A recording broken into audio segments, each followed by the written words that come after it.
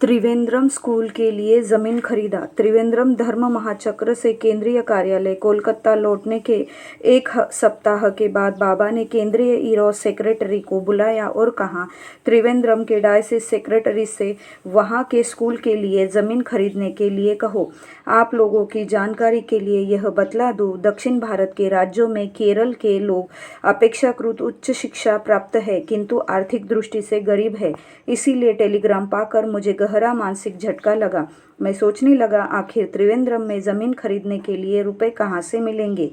कौन इतनी विपुल धनराशि देगा? मैंने विषय की गंभीरता को समझा और बाबा के आदेश को रूपांतरित करने के बारे में सोचने लगा। उसी बीच मुझे बुखार आ गया और मेरी हालत ऐसी नहीं थी कि मैं कहीं जा सकूं। दूसरे दिन रविंद्रन नायर नाम के एक मार्गी भाई मुझसे मिलने के लिए आए। वे त्रिवेंद्रम से 42 किलोमीटर दूर क्विलोन में रहते थे। अत्यधिक धनवान व्यक्ति थे और काजू खरीदने बेचने के क्षेत्र के बादशाह थे। उन्होंने मेरे शिक्षक से मेरे बारे में पूछा तो उन्हें मालूम हुआ कि मैं बीमार हूँ, लेकिन फिर भी वे मुझसे मिलना चाहते थे। मेरा शिक्षक उन्हें मेरे कमरे में ले आया। उन्होंने मेरी हालत देखकर मुझसे पूछा, दादा क्या बात है, आप अचानक बीमार कैसे हो गए? मैंने उनसे कहा कि मुझे मानसिक तनाव है और संभवतः इसीलिए मुझे बुखार आ गया है। उन्होंने फिर पूछा, आपकी समस्या क्या है? मैंने उन्हें वह टेलीग्राम दिखलाया। टेलीग्राम पढ़कर उन्होंने कहा, दादा आप चिंता नहीं करो, ज़मीन तलाश कीजिए, मैं आपकी सहायता करूँगा। वे चाहते थे कि 2 हफ्तों के अंदर ज़मीन तलाश करके उसका मूल्य और उससे संबंधित विस्तृत जानकारी उन्हें मिल जानी चाहिए। मेरे पड़ोस में राजेश्वरन नायर रहते थे। उनका सुपुत्र मेरे स्कूल में ही पढ़ता था। मैंने उन्हें फ़ोन किया और उनसे अनुरोध किया कि स्कूल के आसपास ही किसी जगह में अपने स्कूल के लिए 1 एकड़ ज़मीन तलाश करें। 1 सप्ताह के अंदर ही उन्होंने 3 ऐसी जगह तलाश कर लिया जहां के लोग अपनी अपनी 1 एकड़ ज़मीन बेचने के लिए तैयार थे। हम लोगों ने सबसे नज़दीक की ज़मीन को चुना जिसका मूल्य 1,25,000 रुपये था। मैंने ज़मीन से संबंधित पूरी जानकारी रविंद्रन नायर जी को भेज दिया।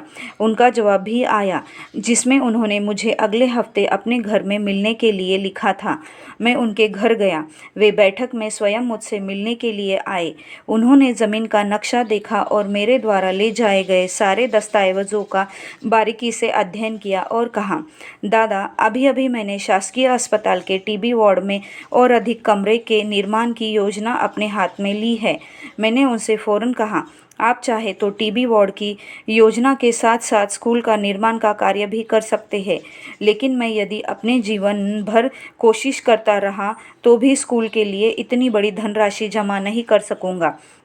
मेरी बात सुनकर वे थोड़ी देर तक चुप रहे, फिर बोले, आपने अभी तक कितना रुपए जमा किया है? मैंने कहा, अभी तक मैंने केवल 15,000 रुपये ही जमा कर सका हूँ और कुछ लोगों ने 10,000 रुपये देने का वादा किया है। मेरी बात सुनकर उन्होंने कॉल बेल दबाया, जिसे सुनते ही एक आदमी कमरे में आया। उन्होंने एक पर्ची पर कुछ लिखकर वह पर्ची उसे दे दिया। वह व्यक्ति उस पर्ची को लेकर कमरे से बाहर गया और थोड़ी देर के बाद करेंसी नोट के 2 बंडल लेकर पुनः कमरे में वापस आ गया। रविंद्रन नायर जी ने कहा, दादा ये 85,000 रुपये है। कुछ रुपए आपके पास है, बाकी रुपए भी आप कहीं से जमा करके ज़मीन खरीद लीजिए। अंत में उन्होंने कहा, ये रुपए आपको किसने दिए यह बात किसी को भी मालूम नहीं होनी चाहिए। उन दिनों 85,000 रुपये बहुत बड़ी धनराशि थी।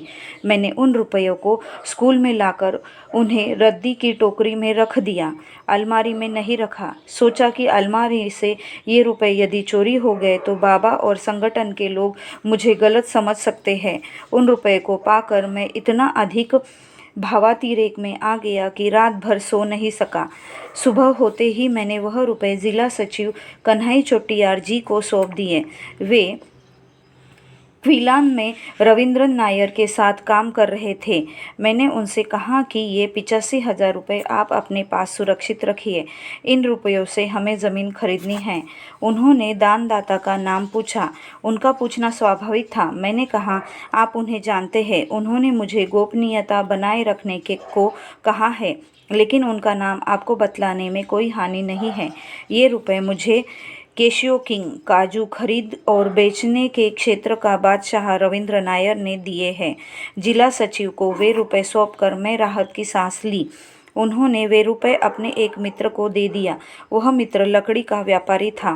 कन्हई चोटियार जी चाहते थे कि रुपए व्यापार में लग जाएंगे और आमदनी होगी, उसका कुछ हिस्सा हमें भी मिलेगा और इस तरह हम ज़मीन खरीद सकेंगे। 3 महीने के अंदर ही हमारे पास इतना रुपया आ गया कि हम ज़मीन खरीद सके और उसे तारों की बाड़ से घेर भी सके। उसी समय क्षेत्रीय सचिव की हैसियत से मेरा बेंगलोर स्थानांतर हो गया।